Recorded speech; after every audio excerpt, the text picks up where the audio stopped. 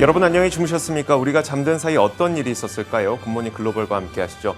자, 미국 증시는 지난 밤 사이에 혼조세로 마감을 했습니다. 다우지수는 강보합권에서 마감이 됐고요. 반면에 나스닥 지수의 경우에는 2% 넘는 깊은 하락을 보였습니다. 자, 그러다 보니까 말이 혼조세지 결국 시장의 매도세가 굉장히 강력했다는 것을 보여주거든요. 이날 시장의 매도세를 이끌었던 두 가지의 기업이 있었습니다. 바로 스냅과 아베크롬비앤피치 이 두 기업인데 사실 그중에서도 스냅이 문제였었죠. 스냅은 실망스러운 실적 발표와 함께 이날 하루 만에 주가가 거의 반토막이 났습니다. 40% 넘게 하락했으니까요. 자, 그러다 보니까 여기에서 그 디지털 광고 시장의 둔화까지도 언급을 했거든요. 이것이 알파벳, 메타 이렇게 디지털 광고를 주요 수익원으로 하고 있는 소셜 미디어 그런 기업들에 대한 기업들에 대한 매도세를 야기를 시켰고요. 결국 기술주 전반의 매도세로 확산되는 분위기가 나타났습니다. 그동안 시장을 짓눌렀었던 강달러라든지 10년물 국채금리의 급등세 이런 것들은 다소 진정되는 분위기인데 자, 이렇게 진정된다면 사실 기술주의 반등도 노려볼 수 있지 않을까라는 생각하겠지만 결국은 스냅의 실적 때문에 그리고 디지털 광고 시장의 둔화 때문에 기술주들은 전반적으로 하락하는 모습을 보였습니다. 자, 물론 이날 대표적인 방어 섹터라고 할 수 있는 헬스케어, 그리고 필수 소비재, 통신 이런 것들은 상승하면서 다우지수를 상승으로 견인하는 그런 효과를 보여주기도 했었고요. 자, 전반적인 분위기는 이랬습니다. 그렇다면 자세한 마감 분위기는 어땠을지 살펴보겠습니다. 굿모닝 글로벌 바로 출발하겠습니다. 현지 시간 5월 24일 화요일장 뉴욕 증시 마감 분위기 확인해 보시죠. 전일 기술적 반등을 보여줬던 뉴욕 증시였지만 이렇게 하루 만에 힘을 잃고 있는 오늘장입니다. 특히나 기술주 중심으로 강한 매도세가 출회하면서 나스닥 지수가 2% 넘는 하락으로 진행이 됐습니다. 이유는 크게 두 가지였는데 스냅의 실적 악화 경고, 그게 첫 번째였고요. 그리고 두 번째가 계속되는 경기 침체에 대한 경계심이었습니다. 장기물 금리의 움직임을 보면 사람들이 지금 침체 공포에 떨고 있음을 알 수가 있는데요. 10년물 금리의 움직임 한번 확인을 해보도록 하겠습니다. 하루 만에 10bp나 급락을 했습니다. 그러면서 현재 2.75%대에서 거래가 되고 있고 장중 낮게는 2.73%까지 가리키기도 했습니다. 이 경기 침체에 대한 공포감이 있고 그러다 보니까 안전자산인 채권으로 수요가 몰리게 되고 채권의 가격은 높아지게 되고 자연스럽게 가격과 반대로 움직이는 금리는 하락하게 되는 그런 현상이 지금 나타나고 있는 겁니다. 때문에 지금과 같은 금리 하락 현상은 시장의 침체 공포를 대변하는 움직임으로 해석을 해볼 수 있겠습니다. 자, 그런가 하면 오늘 역시나 시장 하락을 촉발했던 내용 스냅의 실적 악화 경고였습니다. SEC를 통해서 수시 보고서를 공개해 줬는데 주된 내용은 바로 이런 점들이었습니다. 지난달 실적 발표 때 예상했던 것보다 생각보다 빠르게 매크로 경기 환경이 심하게 악화하고 있다라고 얘기를 하면서요. 전년 동기 대비 매출이 현재 증가 추세에 있기는 하지만 이 증가 폭이 둔화하고 있다라고 얘기를 했습니다. 그러면서 이번 분기 매출과 순이익이 이전에 제시했던 가이던스 레인지에서 가장 낮은 수준으로 예상된다라고 이야기를 했습니다. 지난 실적 발표 당시 스냅은 20에서 25%의 매출 증가를 예상했는데요. 가장 낮은 범위라고 했으니까 20% 정도의 매출 증가가 예상된다. 이렇게 해석을 해볼 수가 있겠습니다. 거기다가 더불어서 신규 고용과 투자를 줄이면서 본격적인 허리띠 졸라매기에 들어가고 있다는 내용도 밝혔고요. 이 소식에 따라서 스냅의 주가는 무려 41%나 폭락하는 흐름 오늘 진행이 됐습니다. 이런 부분들이 온라인 광고를 통해서 매출을 내는 각종 관련주들의 모두 직격탄을 던지면서 메타의 주가가 7%, 트위터, 핀터레스트가 많게는 20%대의 하락세를 보이기도 했고요. 알파벳의 주가 역시도 5% 급락세로 진행이 되는 오늘장이었습니다.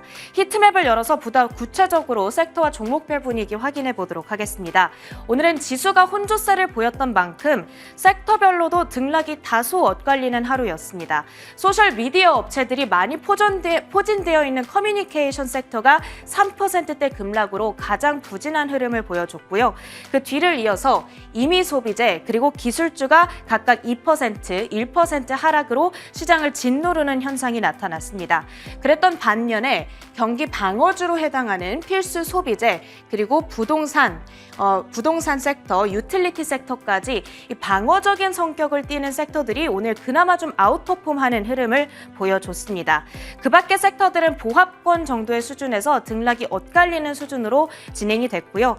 이 하나씩 보겠습니다. 일단 커뮤니케이션 섹터 안에서 스냅 공시의 여파로 인해 알파벳이 5%, 메타가 7%, 그리고 작게 위치한 트위터 역시 5%대의 동반 급락세를 나타냈고요.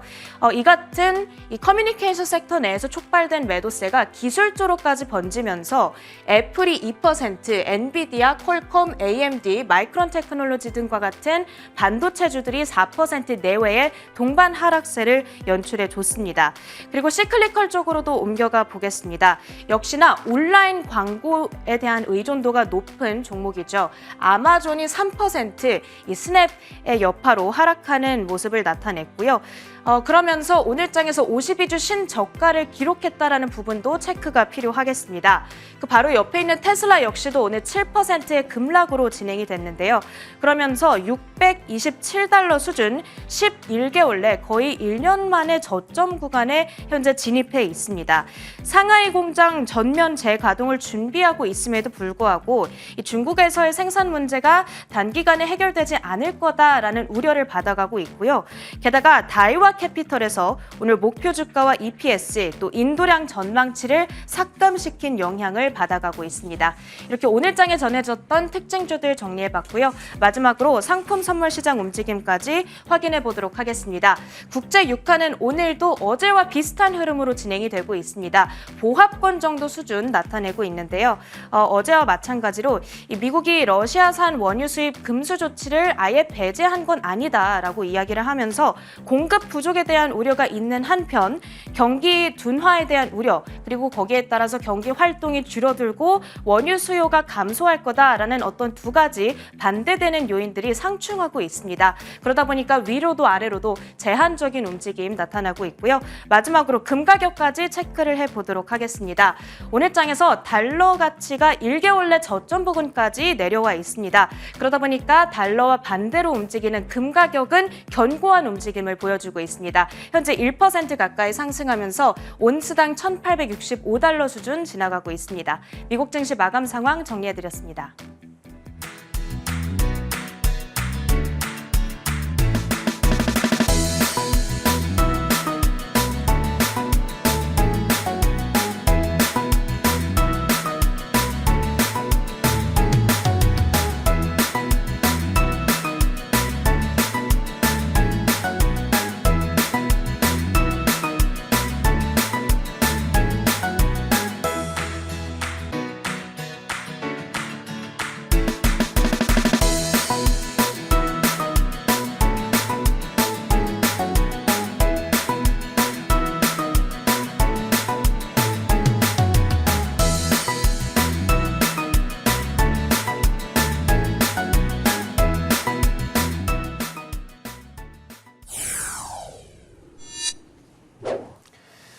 자, 지난 밤 사이 미국 시장에서 떠올랐던 여러 가지 이슈들 살펴보겠습니다. 애프터마켓 시간이고요. 신한금융투자 WM 리서치부 최진석 팀장 함께하겠습니다. 어서 오세요. 안녕하십니까? 네, 안녕하세요.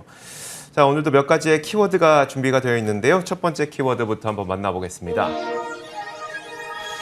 자, 첫 번째 키워드부터 참 불안이 엄습하는 그런 키워드인데 주식은 더 쓰레기라는 키워드와 함께 레이 달리오의 얼굴이 보여요. 자, 어떤 내용일까요? 네, 뭐 좀 과격한 표현을 썼는데요. 제가 한 얘기는 아니고 네네. 이제 이 번역을 하다 보니까 이렇게 됐습니다.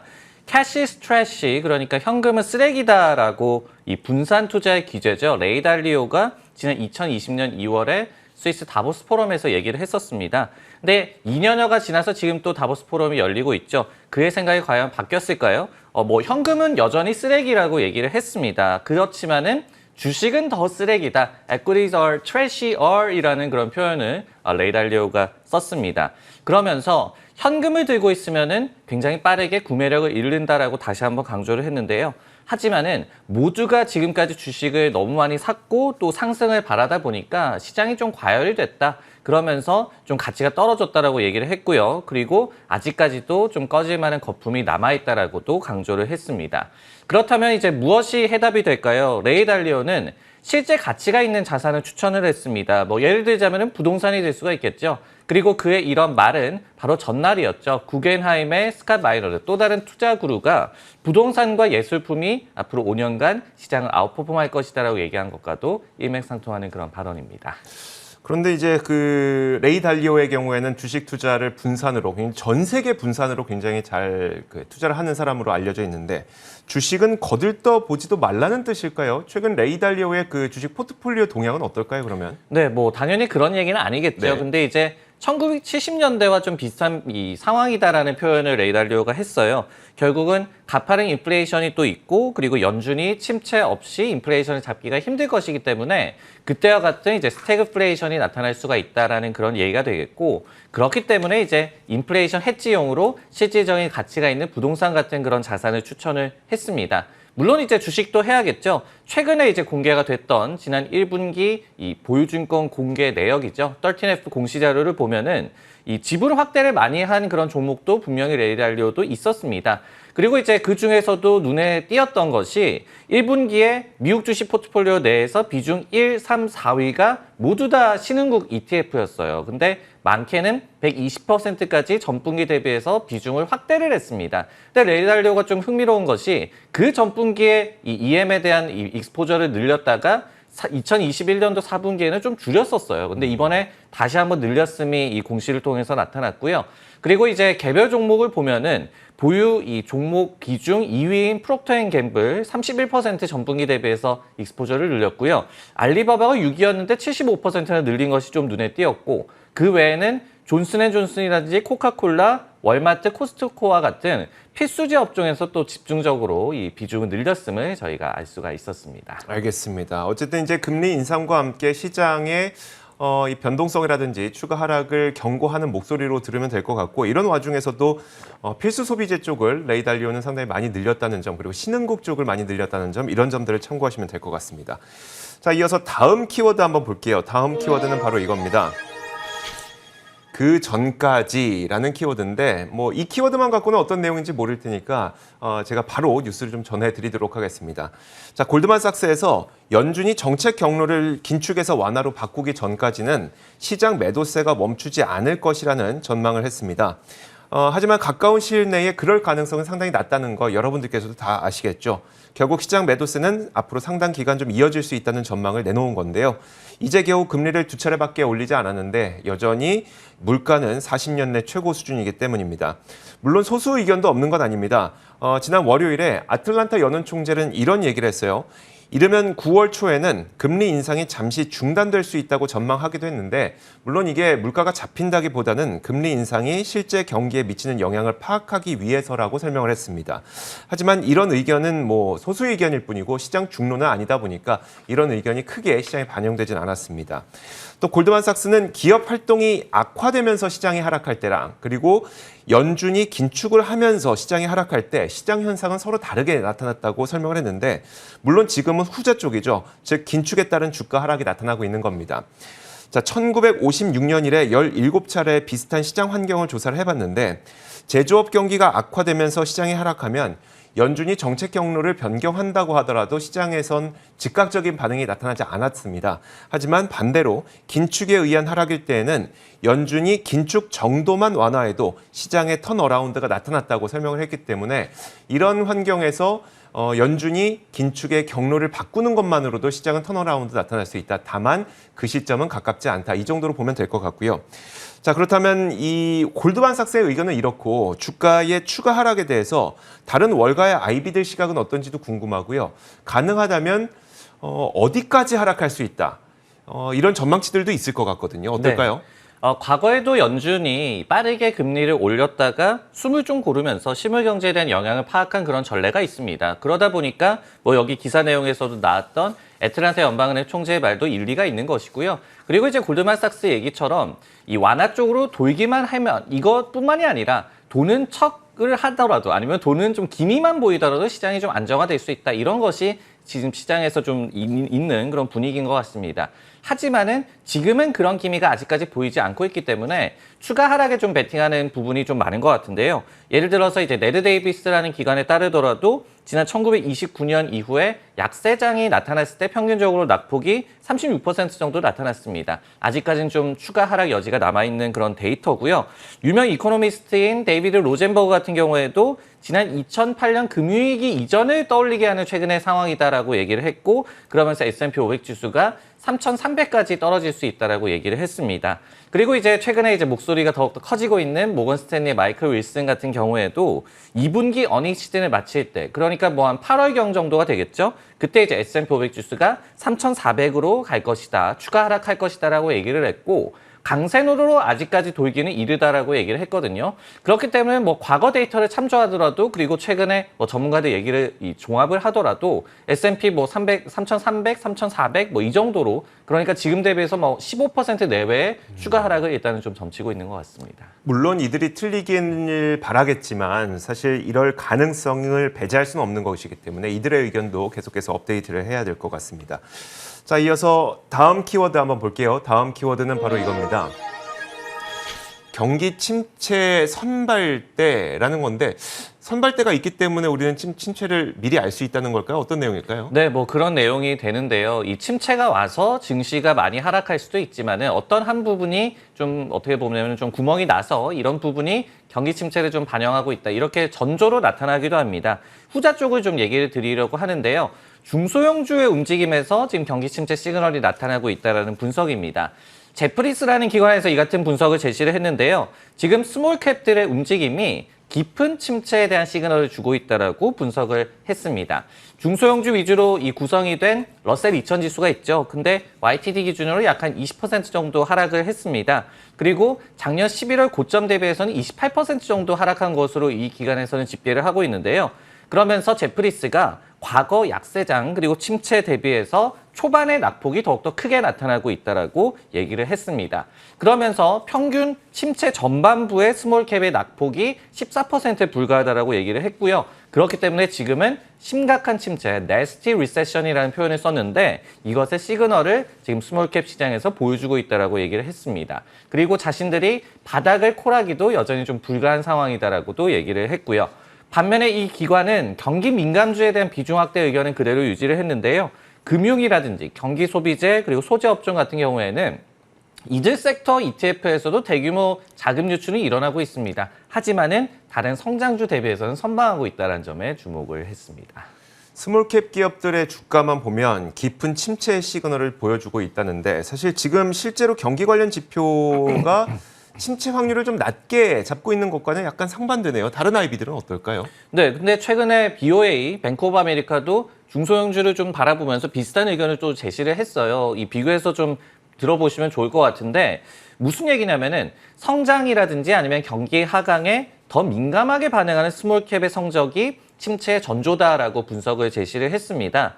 그러면서 이제 과거 침체 시에 러셀 2000 지수가 평균적으로 고점 대비해서 36% 정도 하락을 했다라고 얘기를 했고, 이미 30% 가깝게 하락을 했기 때문에 지금 중소형주에 투자하는 투자자들은 침체 확률을 약 한 80%를 반영하고 있다라고 얘기를 했습니다. 그러면서 이제 앞으로에 대해서 어떻게 얘기를 했냐면은, 침체 공포가 높아질수록 이 같은 위험은 이제 대형주로 옮겨갈 것이다라고 얘기를 했거든요. 그러면서 또 침체 시에 S&P 500 지수의 평균 32% 정도의 낙폭을 기록했다라고 얘기를 하기도 했습니다. 결국 이것을 보더라도 S&P 500 지수가 3,300에서 3,400선까지 갈 수 있다는 좀 비슷한 결론이 나오다 보니까 월가의 시각이 요즘 이렇구나, 이런 것들을 좀 알 수 있는 것 같습니다. 참 좀 좋은 소식이 있었으면 좋겠는데 이렇게 좀 가슴 아픈 뉴스들만 계속 나오고 있습니다. 워낙 시장이 불안하기 때문에 그렇겠죠. 자, 이어서 다음 키워드 한번 볼게요. 자, 다음 키워드는 바로 이겁니다. 인플레라고 우리가 안 아플까?라는 키워드인데 그런 뜻이었네요. 딱 아시겠죠? 그러니까 우리가 인플레를 방어하는 주식들을 쉽게 알 수 있는 몇 가지 키워드들이 있는데, 첫 번째가 고물가라고 우리가 밥을 안 먹겠냐라고 맞아요. 하면서 필수 소비재가 인플레 시장에서 잘 방어를 한다. 그리고 고물가에도 부자는 부자다라고 하면서 명품 주식들을 인플레를 방어하는 주식으로 꼽기도 합니다. 자, 같은 맥락에서 고물가라고 우리가 안 아플 수 없잖아요. 그리고 고물가라고 먹던 약값을 줄일 수는 없습니다. 그러다 보니까 빅파마 기업들이 사실 인플레를 방어하는 주식으로 많이 손꼽히곤 하는데 자, 과거에도 시장이 이렇게 어려울 때가 많았습니다. 그럴 때마다 오히려 신고가를 기록했던 기업들이 바로 글로벌 빅파마고요. 지금도 거의 비슷합니다. 제가 지금 표를 한번 보여드릴 텐데 기업마다 약간의 차이는 있지만 결국 52주 신고가를 기록하고 있거나 아니면 52주 신고가에서 멀리 떨어져 있지 않거나 이런 것들이 글로벌 빅파마들의 전반적인 모습입니다. 자, 이 주가들의 흐름을 보면요. 맨 왼쪽 상단에 있는 게 바로 머크입니다. 머크는 뭐 사상 최고가를 지금 기록하고 있는 상태고요. 일라이 릴리와 그리고 브리스톨 마이어스 스퀴브 이 기업들은 신고가에서 그렇게 멀지 않았습니다. 존슨앤존슨이 약간 멀긴 합니다만 그래도 거의 큰 차이가 없고요. 물론 화이자의 경우는 약간 다른데요. 화이자는 워낙 팬데믹 당시에 백신 프리미엄을 받았기 때문에 지금은 고점 대비해서 약 14% 정도 하락한 상태인데 그것만 놓고 보더라도 시장 대비해서는 약간 선방하고 있다는 것을 알 수가 있겠죠. 자, 이런 빅파마 가운데서도 가장 큰 기대감을 들게 만드는 그런 기업이 한 가지가 있습니다. 바로 일라이 릴리인데 그 이유는 이렇습니다. 켄토 피츠제랄드의 제약바이오 담당 디렉터는 이렇게 얘기를 했어요. 일라이 릴리가 가장 강력할 것으로 기대한다면서 두 개의 파이프라인 덕분이다라고 얘기를 했습니다. 그 마운자로라고 하는 이름의 살 빼는 주사제, 뭐 주사 한 번 맞았는데 24kg의 감량 효과가 있다는 것으로 굉장히 뉴스도 많이 나왔었죠. 그리고 또 한 가지 임상 중인 알츠하이머 치매 치료제 이 두 가지 때문에 일라이 릴리가 굉장히 그 상승 여력이 높을 것이라면서 목표 주가를 $335로 제시를 하기도 했습니다. 뭐 개별 기업에 대한 이슈는 그렇다 치고 어쨌든 빅파마는 이번 급락장에서도 제대로 포트폴리오를 방어하는 그런 역할을 해줬거든요. 자, 글로벌 빅파마 과연 지금이라도 담아야 될까? 월가의 시각은 어떨까요? 네, 빅파마는 이제 시장 위기에 대응하는 용으로 굉장히 좀 각광을 받고 있는데 인플레이션에도 불구하고 마진 방어하기가 좀 용이하고요. 그리고 밸류에이션이 대부분 낮습니다. 그렇기 때문에 이번에도 다시 한번 좀 부상이 되고 있는 그런 기사가 나온 것 같아요. 다만 이제 접근을 좀 하실 때는 철저하게 이제 재미없는 매력에 집중을 하셔야 된다라는 말씀을 좀 드리고 싶습니다. 이 화이자에서 예를 저희가 찾을 수가 있죠. 이거에서 보듯이 뭐 엄청난 모멘텀을 기대한다거나 아니면 주가 상승을 기대하기는 좀 힘들다라는 말씀을 좀 드리겠고 이를 좀 예로 보여주는 것이 최근에 기관들의 그런 코멘트인데요. 켄터 피츠제럴드가 코로나19 백신과 치료제 모멘텀이 올해 피크를 칠 것이고 내년부터는 하강할 것이다라고 얘기를 했습니다.